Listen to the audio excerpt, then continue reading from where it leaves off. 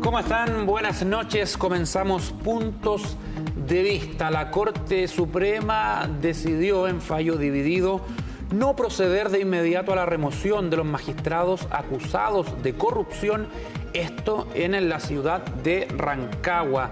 Vamos a analizar lo que fue esa resolución, ese fallo, junto con otros temas ligados a lo que sucede con nuestro Poder Judicial, en compañía de Andrés Cruz, abogado, director de Cor Biobío y docente de la Universidad de Concepción. Andrés, ¿qué tal? Bienvenido. Muchas gracias, muy buenas noches a nuestros queridos auditores. Y además manifestar un saludo al presidente del Colegio de Abogados, que yo ahora van a presentar, pero para mí es una situación honrosa estar con él. ¿Ah? Sí, se trata de don Marcelo Parodi, quien ya ha estado con nosotros y nos visita nuevamente, presidente regional del Colegio de Profesores. ¿Qué tal, don Marcelo? Bienvenido. Del Colegio de Abogados, sí, dije. Abogados, bueno, ahí está. Mi colega Andrés siempre ha sido un hombre muy generoso, así que sigue siendo esa misma característica. Agradezco su saludo. Hola, buenas noches. Bueno, comencemos. Andrés, ¿qué te pareció esta resolución de la Corte Suprema? Que no significa que esto se cierre, la investigación sigue en curso, pero no se procede a la remoción inmediata de estos magistrados. Estamos hablando de Emilio Elgueta, Marcelo Vázquez y Marcelo Albornoz. Bueno, yo creo que aquí más de alguna vez hemos citado al gran emperador Marco Aurelio, que manifestaba que la mejor manera de vengarse de los enemigos es no pareciéndoseles. Eventualmente, quizás una posición extrema, pero eventualmente creo que es importante, pese a que se le imputen a una persona una cantidad de hechos, por muy irregulares que estos sean o por muy deleznables que puedan también aparecer en primera vista, que tenga la oportunidad de formular justamente sus descargos, que tenga la oportunidad de tener un procedimiento en virtud del cual se pueda presentar prueba y finalmente se dicte una resolución para los efectos de que, y esta resolución eventualmente también pueda ser impugnada en cualquier caso de entidad, ya sea una entidad de carácter administrativo, de carácter comunal, de carácter judicial. Es trascendental que exista lo que en conceptos jurídicos se denomina el debido proceso, pero no es más que una manifestación ética de escuchar al otro y darle la oportunidad de señalar las razones o motivos que tuvo para incurrir en determinadas conductas y finalmente establecer de manera razonada si esta persona tuvo o no participación en el mismo para los efectos de que se aplique la sanción que corresponda.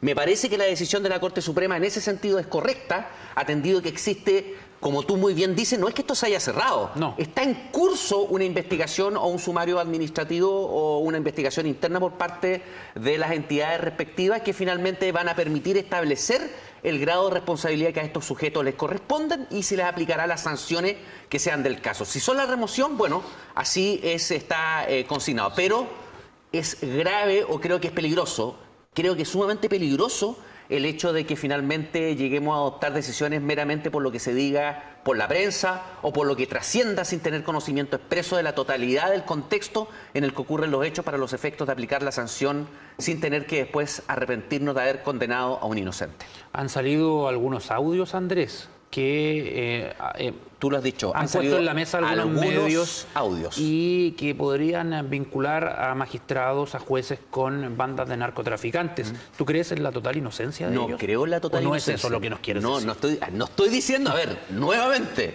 no estoy diciendo que si son o no son culpables o inocentes. Estoy diciendo que tiene que haber un procedimiento en virtud del cual se establezca el alcance justamente de todo el mérito de los antecedentes que consten en una investigación para establecer cuál es la sanción que corresponda en el caso en concreto. No podemos tomar decisiones porque aparezca un audio en el que eventualmente aparezca una persona contactándose con otra en una situación que puede dar lugar a malos entendidos, pero que eventualmente puede ser que dé lugar a responsabilidad administrativa o inclusive penales, sí, o no. No puede ser que a las personas las juzguemos simplemente por lo que a buenas y a primeras eventualmente se diga en los medios de comunicación o en las redes sociales. Sí, pueden ser responsables indudablemente. Así como no. Así como esperemos que hoy ocurre con el procedimiento de rigor. Don Marcelo Parodi, bueno, ¿qué le parece esta decisión de la Suprema? Al parecer cauta. Y lo que está pasando allá también en Rancagua, que es algo bastante complejo. Efectivamente, la verdad que como dice mi colega es razonable, que el procedimiento administrativo que se ha iniciado en contra de estos 3 altos magistrados se desarrolle de acuerdo a los procedimientos que los rigen. Esto es que se permita a los imputados o acusados rendir las pruebas que estimen pertinentes y se adopten de esa manera las decisiones que correspondan, respetando las normas del debido proceso. No veo en esta resolución nada que pueda parecer anormal. Ahora, ¿es de gravedad lo que pasa en Rancagua? Absolutamente, los hechos son de extrema gravedad. Usted tiene que entender que la administración de justicia está en la base de la convivencia social. Para que exista una convivencia social sana, es necesario que la administración de justicia sea intachable. Es por eso que, como Colegio de Abogados, hemos adoptado en nuestra convención nacional realizada aquí en Concepción, en que se reunieron todos los colegios de abogados de Chile la semana recién pasada, una declaración, una serie de acuerdos que implican, entre otras cosas, reclamar para que el Colegio de Abogados, bajo la tuición del Colegio de Abogados, haya un control ético obligatorio para todos los abogados, sean estos colegiados o no colegiados. ¿Usted cree que estos casos son aislados? Me gustaría pensar así, no tengo certeza al respecto, pero sí, y le puedo decir que adicionalmente hemos pedido al presidente de la Corte de Apelaciones de Concepción, mediante una comunicación de la cual hice entrega precisamente el día de hoy, adopción inmediata de 6 medidas de carácter administrativo, es decir, que no requieren la tramitación de una ley para atender a la mayor transparencia posible en los actos del Poder Judicial. Andrés, analicemos la acusación como el acto de acusar, más allá de que no tenemos la certeza de si son culpables o no.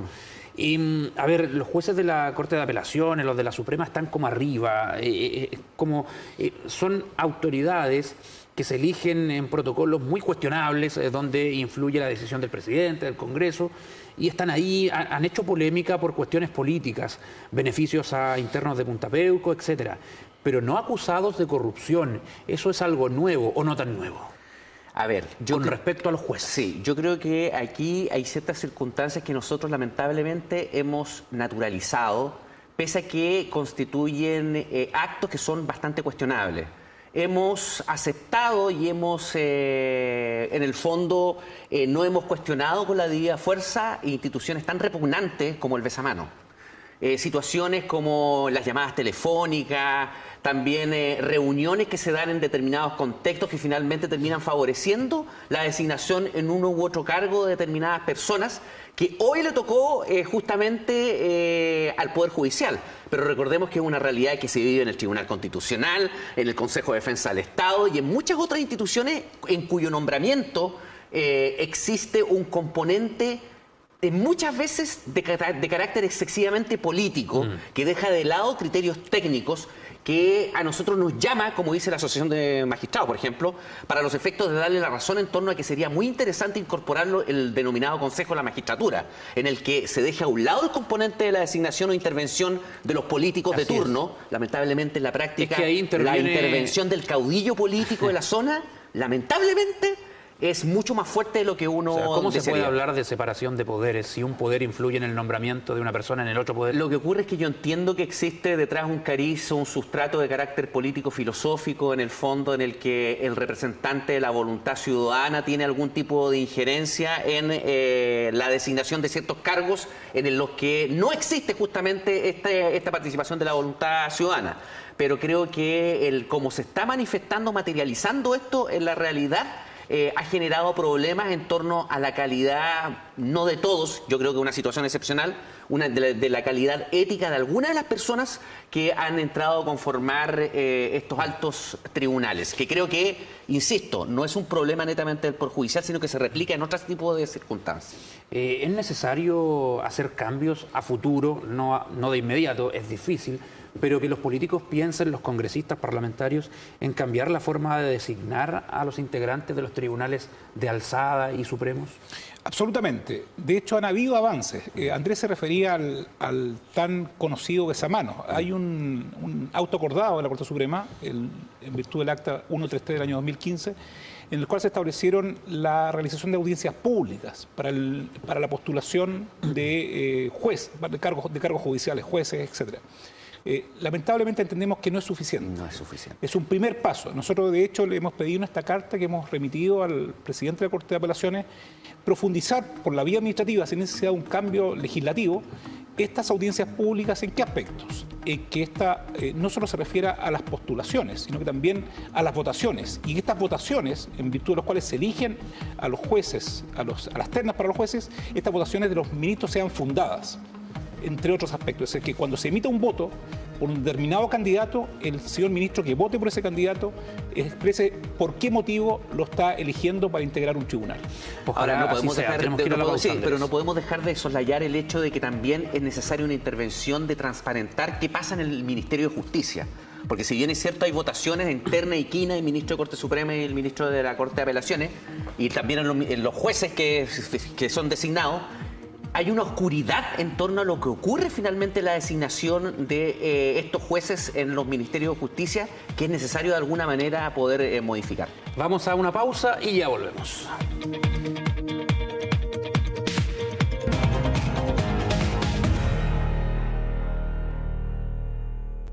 La droga mata, destruye niños, jóvenes, familias y sueños. Hoy somos número 1 de América en consumo de marihuana, cocaína y pasta base. Por eso debemos combatir con fuerza el narcotráfico y prevenir que niños y jóvenes caigan en la droga.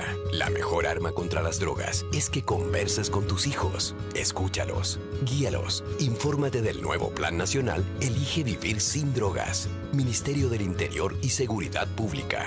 Gobierno de Chile. Somos una universidad soñada y construida desde concepción. Y pronto cumpliremos 100 años. Pero la obra iniciada con entusiasmo y audacia se prosiguió con constancia inquebrantable. Un siglo con espacios para todos. Algunos aprendieron a caminar, a andar en bicicleta, a estudiar. Y sí, también a casarse. Esta es la casa de mentes luminosas, artistas visionarios, rebeldes, científicos adelantados a su tiempo, ciudadanos de espíritu libre. ¿Por qué la gente de esta universidad no puede estar quieta? Vamos a recibir juntos el próximo siglo. Somos la generación centenario.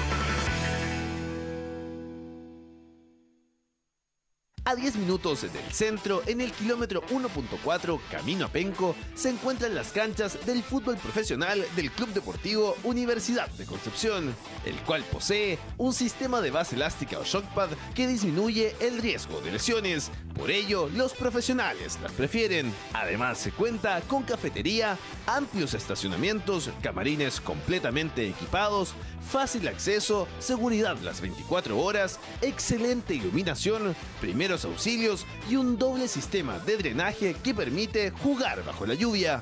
Reserva tu cancha en www.cdcampaniludec.cl. Campo Deportivo Campaniludec, donde entrenan los profesionales y juegas tú.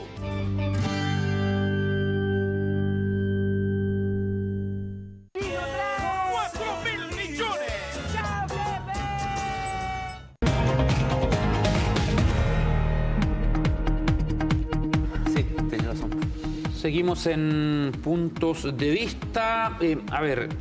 Raúl Guzmán se convirtió en el nuevo secretario de la Cámara Alta del Senado, Marcelo Parodi. Él va a renunciar al Ministerio Público, era fiscal de la región metropolitana y también ha recibido críticas por llegar a trabajar en el Congreso cuando era fiscal. ¿Qué le parece a usted? A ver, lo que sucede, yo lo miraría de una forma más amplia todavía. Existe en Chile un régimen de inhabilidades extremadamente blando. Comentábamos recién con Andrés en la pausa la situación, por ejemplo, de los abogados integrantes en las Cortes de Apelaciones, que son al mismo tiempo litigantes y jueces. En el caso del fiscal Guzmán se da una situación que es relativamente similar, la podemos extrapolar. La Fiscalía que dirigía o dirige hasta el día de hoy el señor Guzmán investiga, entre otras cosas, el sistema de asesorías en virtud de las cuales funcionaba el régimen que se le asignaba, ¿no es cierto?, una serie de dineros a los señores senadores. Entonces, es el jefe del fiscal que tramita eso, o que tramitaba eso, el que ahora aparece como secretario. Pero eso aparece como algo inentendible, Absolutamente, vergonzoso. absolutamente. O sea, no parece, como dice usted, ni siquiera razonable. Razonable es me quedo corto, digamos. ¿Pero esto lo permite la ley, Andrés? Es que lamentablemente, como muy bien dice Marcelo, al existir una poca claridad en el sistema de inhabilidades y como existe nuevamente un componente político involucrado en la designación de este tipo de autoridades, en las que justamente esta autoridad política no tiene la obligación de rendirle cuentas a nadie, se pueden dar este tipo de paradojas en las que finalmente sujetos que aparecían como persecutores o como responsables de la persecución penal o con algún tipo de incidencia en la misma pueden ser designados en altos cargos. Además, existe otra circunstancia que aparece compleja. Muchas de estas personas que ocupan este tipo de cargos, por ejemplo, fiscales regionales, tienen un periodo determinado de tiempo y la ley establece que luego de esto ellos no pueden volver a ejercer la función de fiscal adjunto, sino que quedan fuera del sistema. Y eso indudablemente constituye un incentivo perverso. En otro tipo de institucionalidad, cuando se nombra a una persona en un cargo que puede ser de carácter directivo, con posterioridad a terminar su periodo respectivo, una vez siendo removido, puede volver al ejercicio respectivo, lo que implica también evitar perder toda la experiencia que significa para una persona de estas características en la institución en la cual es nombrado. Raúl Guzmán puede decir, tengo derecho a trabajar en otra cosa. Ese es el punto. Y pensar en mi futuro. Esa es la perspectiva. Raúl Guzmán termina el periodo y ¿qué va a hacer? Si se le ofrece este tipo de perspectiva, indudablemente que constituye una oportunidad para él. El problema son justamente, que lo que muy bien dice Marcelo y lo que tú manifestaste, que existen muchos cuestionamientos paralelos que generan una desconfianza o una suerte de cuestionamiento en torno a por qué esta persona y no otra. E insisto que esto es simplemente un ejemplo de muchas cosas que ocurren y de otras designaciones que tienen el mismo problema y generan justamente las mismas perplejidades y los mismos cuestionamientos por parte de la ciudadanía. Vamos a revisar el resultado de una encuesta que está todavía ahí en nuestro Twitter. La gente puede seguir votando y que tiene que ver con el rol del sistema judicial de nuestro país, la Fiscalía, los jueces, el Poder Judicial. Encuesta puntos de vista a propósito de las acusaciones de corrupción contra jueces de Rancagua. ¿Qué opina del trabajo de los magistrados del país? Un 4% dice es confiable. ¿Me ayudan con el siguiente porcentaje, por favor? 83%.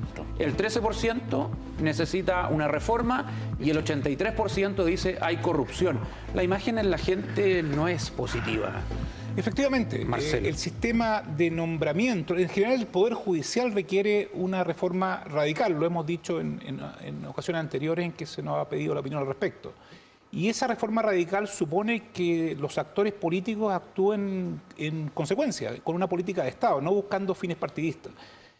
Pero por ahora, dada la urgencia de esta situación, de la gravedad que existe, nosotros hemos llamado, como le comenté, a la Corte de Apelaciones local de Concepción a realizar por la vía administrativa cambios urgentes. ¿En qué materias, por ejemplo? En las audiencias públicas, requiriendo voto fundado para la elección de candidatos. En relación a, por ejemplo, la situación de los abogados integrantes, que se transparenten las causas que tramitan hasta la misma Corte. Y esa información debe estar disponible en la página web del Poder Judicial y ser informada al Colegio de Abogados para ser difundida en la comunidad jurídica. En la materia de nombramientos que realiza la Corte de Apelaciones, por ejemplo, suplencias que se extienden por periodos muy largos, tampoco se conoce la forma en que se generan esas vacancias. O sea, faltan esos cambios. Absolutamente, totalmente. absolutamente. Andrés, ¿qué te pareció esta foto que se difundió donde sale el senador Letelier abrazado de alguno de estos magistrados? Él dijo, bueno, yo me reúno con mucha gente, pero era claramente una cita de camaradería.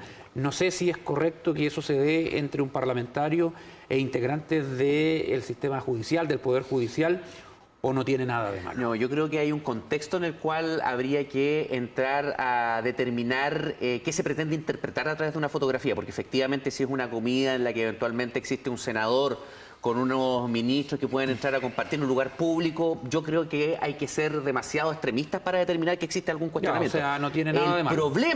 El problema es que justamente este senador puede tener injerencias en el nombramiento de muchas personas que justamente también dependen de la decisión de estos ministros, y si quizás estos ministros llegaron justamente a ser ministros por la injerencia de alguna decisión política que eventualmente hace que carezca de transparencia el sistema en su completitud. Y eso es algo que hay que profundizar y de alguna manera apurar para que existan cambios. Tenemos que terminar, pero les quiero preguntar de la noticia que ha recorrido el continente, la muerte de Alan García, acusado de corrupción en Perú La mayoría de los últimos presidentes o están en la cárcel o están prófugos o tienen algún tipo de problema con la justicia. Pero llegar a terminar con la vida, ¿cómo lo interpretas? Yo creo que esa decisión extrema tiene mucho que ver con otro tipo de circunstancias que eventualmente tiene que haber estado atravesando el presidente Alan García, el expresidente Alan García. Hay que recordar que él trató de buscar refugio en una embajada, un país Pero extranjero. La gente puede pensar que estaba acorralado,